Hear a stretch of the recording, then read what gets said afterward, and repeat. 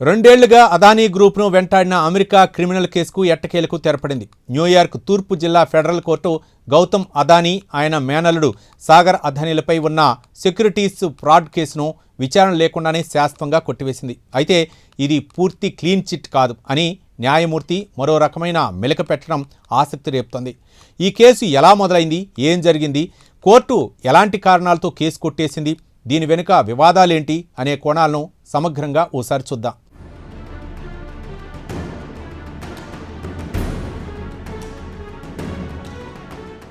గౌతమ్ అదానీకి దశలవారీగా ఊరట లభించింది. పూర్తి క్లీన్ చిట్ అని చెప్పడానికి అవకాశం లేకపోయినా ఇలా దశలవారీగా ఆయన మీదున్న ఆరోపణలు వీగిపోతూ ఉండడం వ్యాపార వర్గాల్లో చర్చనీయాంశంగా మారింది. అలాగే అదానీ తదుపరి కోర్టుకు వెళ్లాల్సిన అవసరం కూడా లేకుండా పోయింది.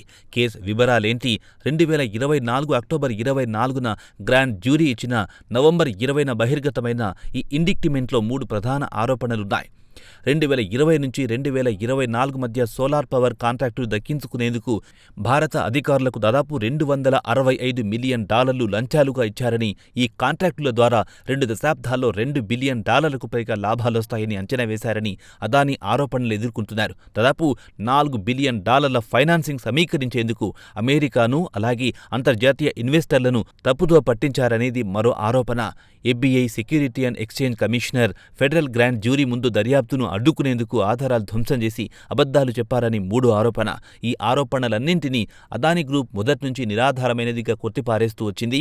ఇక్కడ గమనించాల్సింది ఏంటంటే, ఈ కేసుకు కొన్ని రోజుల ముందే గౌతమ్ అదానీ అప్పటి ప్రెసిడెంట్ ఎలెక్ట్ ట్రంప్కు అమెరికాలో $10 బిలియన్ల ఇన్వెస్ట్మెంట్ చేస్తామని ప్రకటిస్తూ శుభాకాంక్షలు తెలిపినట్టు వార్తలు రావడం.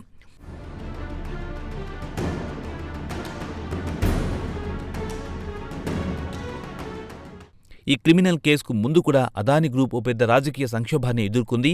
2023 జనవరిలో అమెరికాకు చెందిన షార్ట్ సెల్లర్ సంస్థ హిండెన్బర్గ్ రీసెర్చ్ విడుదల చేసిన నివేదిక అదానీ గ్రూప్ మార్కెట్ విలువను తాత్కాలికంగా $150 బిలియన్ పైగా హరించింది. ఈ ఆరోపణలను కూడా అదానీ గ్రూప్ తిరస్కరించింది. అయితే ఈ నివేదిక వల్ల స్టాక్ మార్కెట్లో వచ్చిన కుదుపు, గ్రూప్ ప్రతిష్టపై పడిన ప్రభావం మాత్రం విస్తృతంగా చర్చనీయాంశమయ్యింది. Judge Nicholas Garaufis America justice department DOJ పెట్టుకున్న పిటిషన్ను పాక్షికంగా ఆమోదించారు. ఇండిక్టిమెంట్లో ఉన్న security fraud conspiracy, wire fraud conspiracy, security fraud అనే 3 ఆరోపణలను జడ్జి శాశ్వతంగా కొట్టేశారు. అంతే, అదానీ మోసానికి పాల్పడ్డారనే ఆరోపణల మీద కేసు మళ్లీ దాఖలు చేసే అవకాశం లేదన్నమాట. అయితే ఈ foreign corrupt practices act FCPA ఉల్లంఘన, న్యాయాన్ని అడ్డుకున్నారన్న ఆరోపణ, ఈ రెండింటిపై కోర్టు ముందు హాజరు కాని 5గురు భారత్కు చెందిన సహ నిందితులకు సంబంధించి తీర్పును కోర్టు పెండింగ్లో ఉంచింది. కానీ ఇందులో అదానీకి కానీ సాగర్ అదానీల కానీ నేరుగా సంబంధం లేదు. దీంతో అదానీ మీదున్న లంచాలివ్వడం, మోసానికి పాల్పడ్డం వంటి ఆరోపణలు వీగిపోయినట్లయింది.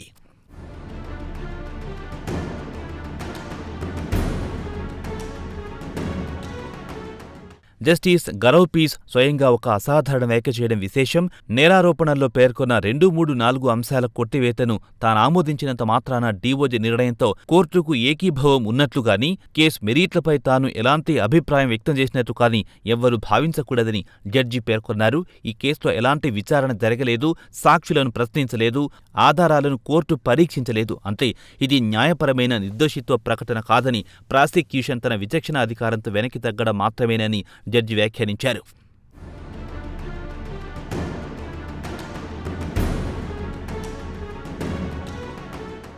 అంతేకాక DOJ కేసు కొట్టివేతకు 6 ప్రధాన కారణాలు చూపగా జడ్జి వాటిలో 5ంటిని పూర్తిగా తోసిపుచ్చారు.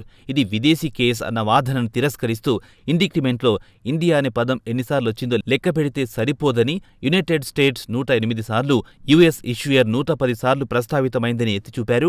భారత అధికారులు ఎలాంటి తప్పు కనుగొనలేదు అన్న వాదనను తిరస్కరిస్తూ DOJ ఉదహరించిన 3 భారత డాక్యుమెంట్లు నిజానికి ఈ కేసు ఆరోపణలతో సంబంధమే లేని ప్రైవేట్ ఫిర్యాదుల వ్యవహారాలని, ఈ కేసులోని ఆరోపణలను ఏ ఒక్క డాక్యుమెంట్ కూడా అర్థవంతంగా స్పృశించలేదు అని జడ్జి వ్యాఖ్యానించారు. అదానీ గ్రీన్పై మోపిన అభియోగాల విచారణలో న్యాయమూర్తి కీలకమైన చట్టపరమైన అంశాన్ని పరిగణలోకి తీసుకున్నారు.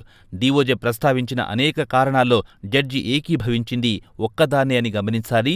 న్యాయ పరిభాషలో కార్పొరేట్ సంస్థలు తమ ప్రచారంలో ఇన్వెస్టర్ డాక్యుమెంట్లలో ఉపయోగించే సాధారణ లేదా విస్తృతమైన సానుకూల ప్రకటనలను పఫరీ అని పిలుస్తారు. ఇది కేవలం సంస్థ ప్రాథమిక విధానాలను తెలిపే సాధారణ వ్యాఖ్యలు తప్ప పెట్టుబడిదారులు వాటిని చట్టపరంగా పూర్తి ఆధారంగా భావించి నిధులు మళ్లించడానికి వీలుండదు. అదానీ గ్రీన్ తన బాండ్ డాక్యుమెంట్లు, రుణ పత్రాలలో ప్రస్తావించిన లంచగొండితనానికి వ్యతిరేకంగా జీరో టాలరెన్స్, అలాగే పటిష్టమైన అంతర్గత కంప్లైంట్స్ చర్యల వంటి వ్యాఖ్యలు చట్ట ప్రకారం ఇనాక్షనబుల్ పఫరీ పరిధిలోకొస్తాయి. అంతే, సంస్థలు తమ నివేదికల్లో రాసే ఇటువంటి సాధారణ విలువల ఆధారంగా ఇన్వెస్టర్లు నేరుగా పెట్టుబడి నిర్ణయాలు తీసుకోలేరని, వాటిని మోసపూరిత ప్రకటనలుగా భావించి చట్టపరమైన చర్యలు తీసుకోలేమని కోర్టు స్పష్టం చేయడం కీలకంగా భావించాలి.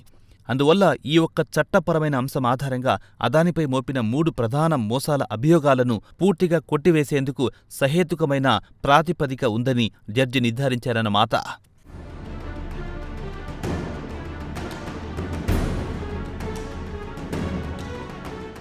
మరోవైపు ఈ కేసు కొట్టివేత ప్రక్రియపై జడ్జి తీవ్ర అభ్యంతరం వ్యక్తం చేశారు. గత జనవరిలో డిప్యూటీ అటార్నీ జనరల్ కార్యాలయంలో చేరిన ఈ కేసు నిందితుల గురించి తనకు ముందెన్నడూ తెలియదని స్వయంగా చెప్పుకున్న అధికారి ట్రెంట్ మెక్కార్టర్ అదానీ తరపున న్యాయవాదులతో నెలల తరబడి సమావేశాల అనంతరం ఈ కేసు కొట్టివేతకు ఏకైక నిర్ణేతగా మారడాన్ని జడ్జి అసాధారణం, అక్రమంగా అభివర్ణించారు. అసలు కేసును రూపొందించిన ఎఫ్బీఐ, ఎస్ఈసీ దర్యాప్తు అధికారుల నుంచి కానీ, మొదట కేసు వేసిన ప్రాసిక్యూటర్ల నుంచి కానీ ఎలాంటి అభిప్రాయం తీసుకోకుండానే నిర్ణయం తీసుకున్నారని కోర్టు గుర్తించింది. మెక్కార్టర్ దస్రం దాఖలు చేసిన 2 రోజుల్లోనే అసలు కేసును నడిపిన 2 డీఓజీ న్యాయవాదులు షై జాక్సన్, ఆండ్రూ టేలర్ ఈ కేసు నుంచి వైదొలిగారు.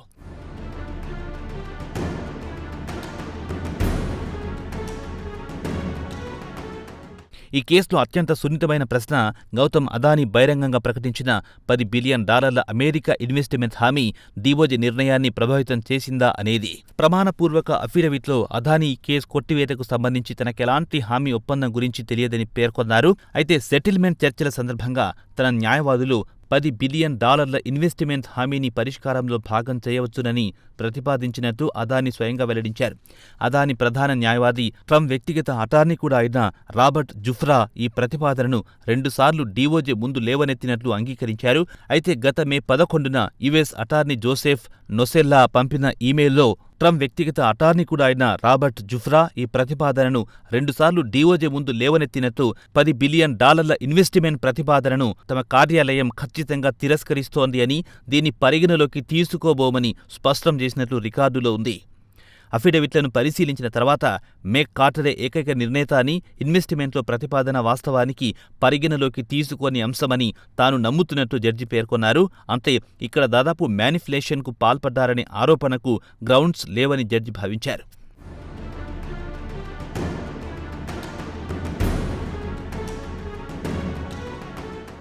ఈ కేసు తమ కార్యకలాపాలను, ఫైనాన్సింగ్స్ను, ప్రాజెక్టు అమలును ఎప్పుడూ ప్రభావితం చెయ్యలేదని అదానీ గ్రూప్ చెబుతోంది.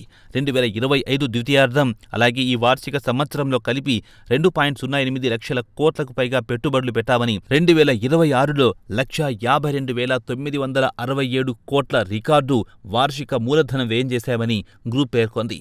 గ్రూప్ ఆస్తుల విలువ 2023లో 4.12 లక్షల కోట్ల నుంచి ఈ ఏడాది 7.85 లక్షల కోట్లకు పెరిగిందని, మార్కెట్ క్యాపిటలైజేషన్ ఇండిక్టిమెంట్కు ముందున్న స్థాయిని దాటిందని కూడా గ్రూప్ తెలిపింది.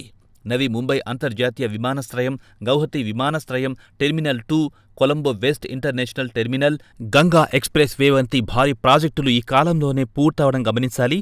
అదానీ పోర్ట్స్ ఒక ఆర్థిక సంవత్సరంలో 500 మిలియన్ మెట్రిక్ టన్నుల కార్గోను హ్యాండిల్ చేసిన తొలి భారత పోర్టు ఆపరేటర్గా నిలిచింది. Apollo Global Management, BlackRock Capital Group వంటి ఇన్వెస్టర్లు తమ వాటాలను పెంచుకున్నారని, గూగుల్, ఎంఎస్సి, ఐహెచ్సి వంటి సంస్థలతో భాగస్వాములుగా విస్తరించాయని గ్రూప్ ప్రకటించడం గమనించాలి.